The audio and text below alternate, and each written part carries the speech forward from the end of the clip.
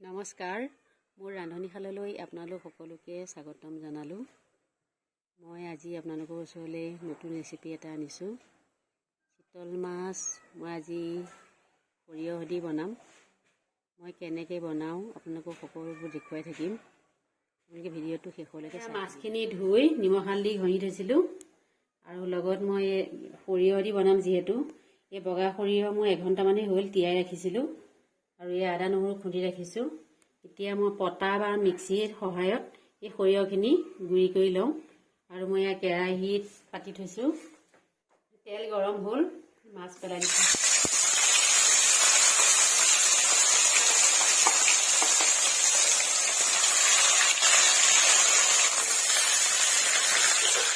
মোৰ এয়া মাছ ফ্ৰাই হৈ গৈছেহি।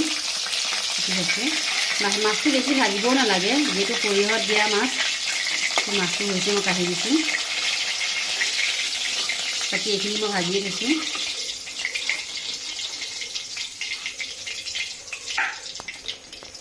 ইয়াৰ পৰা এতিয়া মই অলপ তেল মই কাঢ়ি ৰাখিছোঁ। এই তেলখিনি কি কৰোঁ আপোনালোকক মই দেখাই আছোঁ।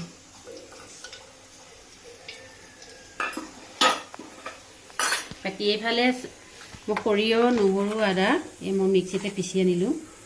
এতিয়া মই তেলত দিম এই কালজিৰা আৰু কেঁচা জলকীয়া দুটামান মই তেলত দিছোঁ।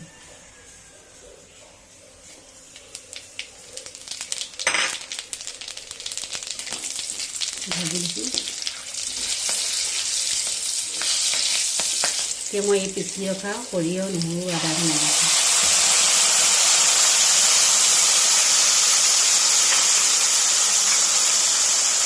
অলপমান ভাজিব লাগিব।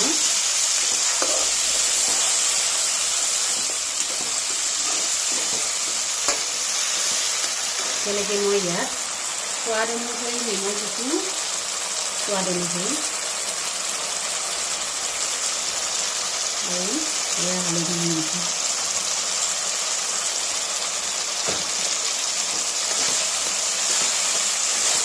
এইটো ৰেচিপি বনাবলৈ তেনেই সহজ, বেছি বস্তুও নালাগে, খায়ো বহুত টেষ্টি হয়।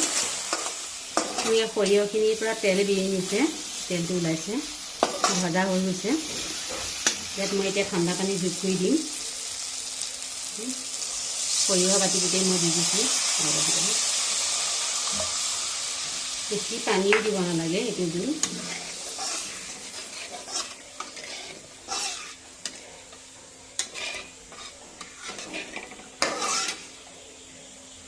মই মাছ পেলাই দিছোঁ।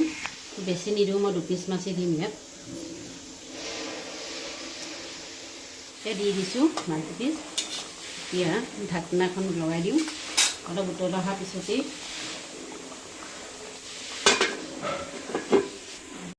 এয়া তৰকাৰী ঢাকনাটো খুলিছোঁ। উতল ধুনীয়াকৈ আহি গৈছে।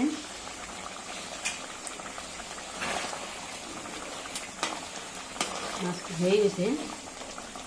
ইয়াৰ ওপৰত মই কাঢ়ি ৰখা এই তেলখিনি দি দিছোঁ ইয়াতে।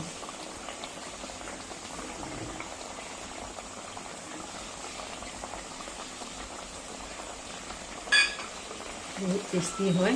দেখিছেনে ইমান ধুনীয়াকৈ তেলখিনি কমি গৈছে। ভাল লাগিছে, দেখিও ভাল লাগিছে, খায়ো টেষ্টি হয়। মোৰ হৈ গ'ল, গেছটো অফ কৰি দিছোঁ।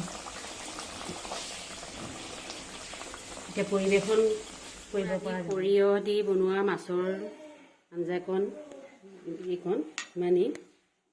এতিয়া ভাত বাঢ়ি লৈছোঁ আৰু এয়া কাঠ আলু বিলাহী মাছৰ 2খন ব্যঞ্জন আৰু লগত চব ভাজি আছে।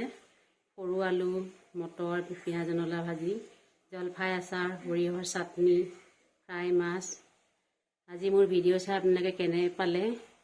যদি ভাল পাইছে প্লিজ লাইক শ্বেয়াৰ কৰি দিব আৰু ছাবস্ক্ৰাইব কৰিবলৈও নাপাহৰিব। ভিডিঅ'টো সম্পূৰ্ণৰূপে চোৱাৰ বাবে বহুত বহুত ধন্যবাদ।